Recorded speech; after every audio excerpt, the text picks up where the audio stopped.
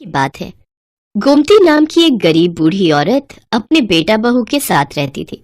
गोमती का बेटा सुरेश नेत्रहीन था। पहले वो मजदूरी करता था, पर एक बिल्डिंग में मजदूरी का काम करते हुए दुर्घटना में उसकी आंखों की रोशनी चली गई। सुरेश परिवार में इकलौता कमाने वाला था, पर अब आंखों की रोशनी न होने के कारण वो घर पर ही रहता था। इसी कारण गोमती और उसका परिवार बहुत गरीबी में गुजारा कर रहा था। ये अम्मा कहाँ रह गई? सुबह से बोलकर गई हुई हैं, अब तक नहीं आई। क्या हुआ? क्या गिरा दिया? वो पानी का गिलास रखा था, वहीं गिर गया। दिखता नहीं इन आंखों से, क्या करूं?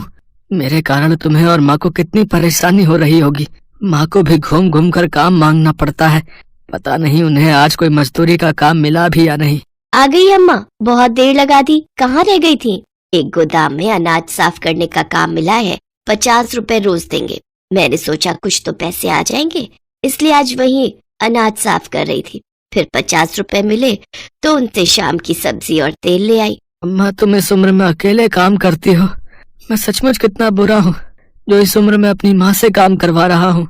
अम्मा, तुम मालती को अपने साथ ले जाया करो, थोड़ा तो सहारा मिलेगा।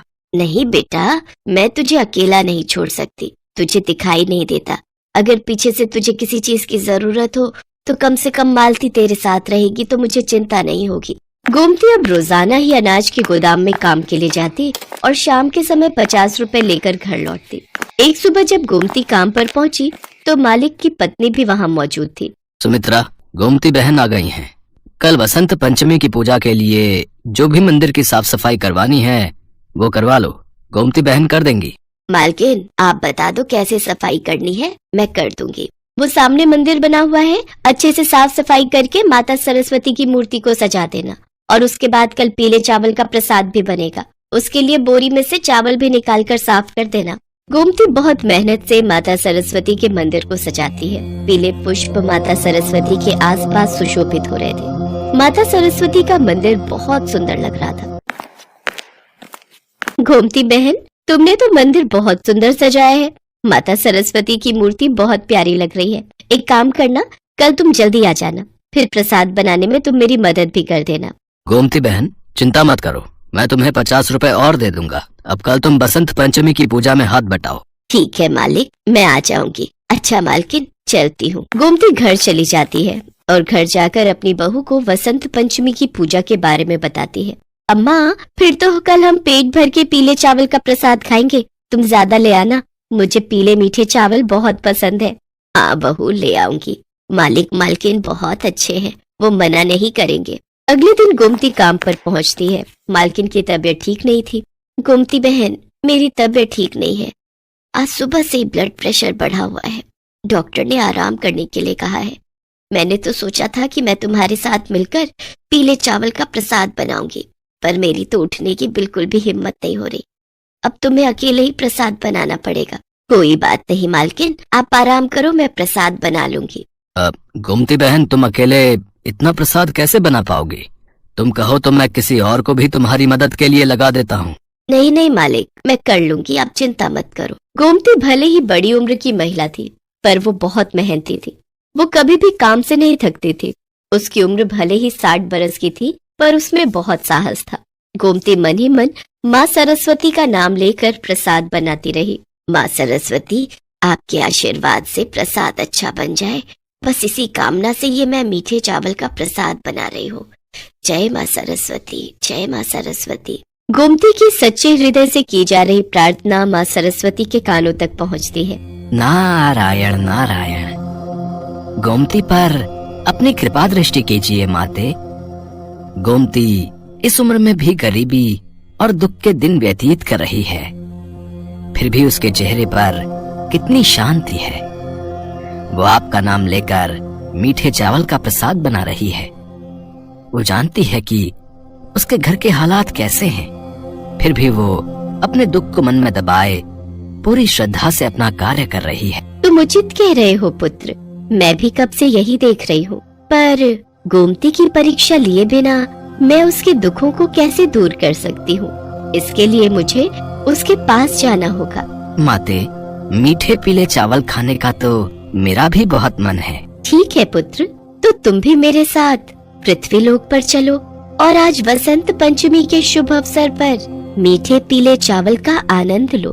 माता सरस्वती एक साधारण औरत का रूप ले लेती है और नारद मुनि एक बालक के रूप में आ जाते हैं। बसंत पंचमी की पूजा के बाद गोमती मीठे चावल का प्रसाद लेकर घर पहुंचती है। गोमती अपने बेटा बहू के साथ प्रसाद खाने के लिए बैठ जाती है।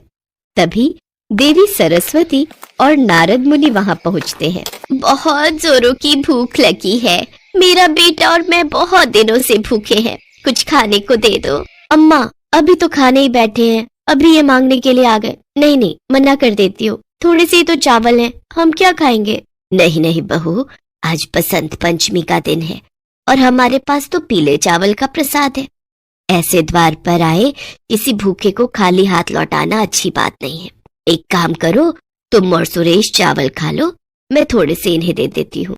अम्मा मैं भी थोड़े से ही खाऊंगा, तुम मेरे हिस्से के भी दे दो। बहू देखती है कि गोमती और सुरेश ने अपने अपने हिस्से में से थोड़े थोड़े चावल उन्हें देने के लिए निकाल दिए हैं, तो वो भी अपने हिस्से में से थोड़े से चावल निकाल देती है। अम्मा अब तुम दोनों निकाल रहे हो तो भला मैं पूरे चावल कैसे खा सकती हूँ, थोड़े से चावल मेरे में से भी निकाल लो। गोमती एक प्लेट में पीले चावल निकालकर औरत और बालक को दे देती है।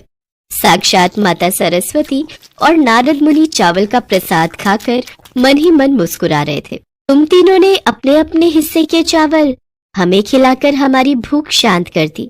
गोमती, मैं तो तुम्हारी परीक्षा लेने आई थी, तुम सचमुच बहुत दयालु हो। इतना कहते ही माता सरस्वती और नारद मुनि अपने रूप में आ जाते हैं। उन्हें अपने सामने देखकर गोमती और उसकी बहू हाथ जोड़कर खड़े हो जाते हैं। माँ, मुझे भी अपने दर्शनों का सौभाग्य दो, मैं भी अपनी इन आँखों से आपके दर्शन करना चाहता हूँ। माता सरस्वती अपना एक हाथ उठाती है तो उस हाथ में से रोशनी निकलकर सुरेश की आंखों पर पड़ती है और सुरेश की आंखें ठीक हो जाती हैं। उसे दिखाई देने लगता है। अम्मा, अम्मा मेरी आंखों की रोशनी लौट आई, मैं देख सकता हूँ। माता सरस्वती आपकी जय हो, जय हो माँ। जय माँ सरस्वती। माँ, आपके दर्शन करके मैं धन्य हो गई, मेरा जीवन सफल हो गया। तुमने मुझे सच्चे हृदय से याद किया था गोमती, और जो भी भक्त सच्चे हृदय से निस्वार्थ भावना से मुझे याद करते हैं, उन भक्तों पर मेरी कृपा सदैव बनी रहती है। अब तुम्हारी गरीबी के दिन दूर हो जाएंगे, तुम्हारे घर सुख समृद्धि का वास होगा। इतना कहकर देवी सरस्वती और नारद मुनि अंतर्धान हो गए। सुरेश की आंखों की रोशनी लौट आई थी। अब गोमती ने मजदूरी करना छोड़ दिया। मालिक और मालकिन को जब ये बात पता चली तो वो भी गोमती के लिए बहुत प्रसन्न होते हैं। गोमती के अच्छे स्वभाव को देखकर मालिक सुरेश को अपने पास ही काम पर रख लेता है। माँ सरस्वती की कृपा से गोमती के परिवार में खुशियां लौट आती हैं।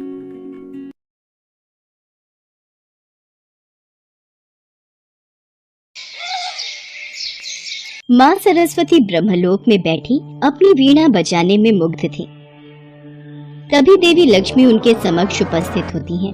प्रणाम देवी सरस्वती। प्रणाम देवी लक्ष्मी, आपने ब्रह्मलोक में पधारकर यहाँ के वातावरण को और भी मंगलमय बना दिया है। बस आज थोड़ा समय मिला तो आपसे भेंट के लिए चली आई, वरना मुझे फुर्सत ही कहाँ। जन कल्याण के कार्यों में इतनी व्यस्त रहती हूँ कि कहीं आने जाने का समय ही नहीं मिलता। अब क्या करूँ, मेरा नाम ही लक्ष्मी है, धन और वैभव की देवी हूँ। सारा विश्व मेरा आदर करता है। पृथ्वी पर घर घर में मेरा स्वागत होता है। जहाँ जहाँ मैं जाती हूँ सुख संपत्ति वैभव अपने आप वहाँ पहुँच जाते हैं। ये सत्य है देवी लक्ष्मी कि आप सुख संपत्ति और वैभव की देवी हैं। यह भी सत्य है कि घर घर में आपका स्वागत है। किंतु क्या देवी सरस्वती? किंतु आप कहीं टिकती नहीं, आप में बिल्कुल भी स्थिरता नहीं है। इसीलिए तो संसार आपको चंचला कहता है और आप एक क्षण में रूठ जाती हैं और एक क्षण में मान जाती हैं। आज आप यहाँ हैं तो कल वहाँ। किंतु मैं ऐसी नहीं हूँ, मैं तो ज्ञान और विद्या की देवी हूँ। मैं एक बार जिस मंदिर में प्रवेश कर जाती हूँ वहाँ पर सदा के लिए स्थापित हो जाती हूँ। किंतु मेरे बिना किसी को भी जीवन का सुख प्राप्त नहीं होता। मैं धन हूँ देवी सरस्वती, और निर्धनता सबसे बड़ा अभिशाप है। धन तो मैं भी हूँ देवी लक्ष्मी, पर अंतर सिर्फ इतना है, आपके द्वारा दिया गया धन सिर्फ तन के लिए होता है और मेरे द्वारा दिया गया धन मन के लिए है। आपके द्वारा दिया गया धन कोई भी चुरा सकता है या फिर छीन सकता है, पर मेरे द्वारा दिया गया धन ना तो चुरा सकता है ना ही कोई छीन सकता है। और सबसे बड़ी बात तो ये है, मेरा दिया हुआ धन जितना भी बांटिए उतना ही बढ़ता है। देवी सरस्वती, आप जानती हैं राजा को राजा क्यों कहते हैं? क्योंकि उसके पास मैं हूँ। आप भूल रही हैं देवी लक्ष्मी, ताज मुकुट का तब तक कोई अर्थ नहीं जब तक उसके पीछे राज तिलक का आधार ना हो, बल ना हो, संस्कार ना हो। राज तिलक के पीछे शक्ति होती है मंत्र की, विद्या की, ज्ञान की। और सच तो ये है देवी लक्ष्मी, जिसके पास मेरी दी हुई बुद्धि की शक्ति ना हो उसके पास आपका दिया हुआ धन भी नहीं रह सकता। देवी सरस्वती, आप अपने मीठे मीठे वचनों के माया जाल में ना जाने क्या कुछ बोल रही हैं।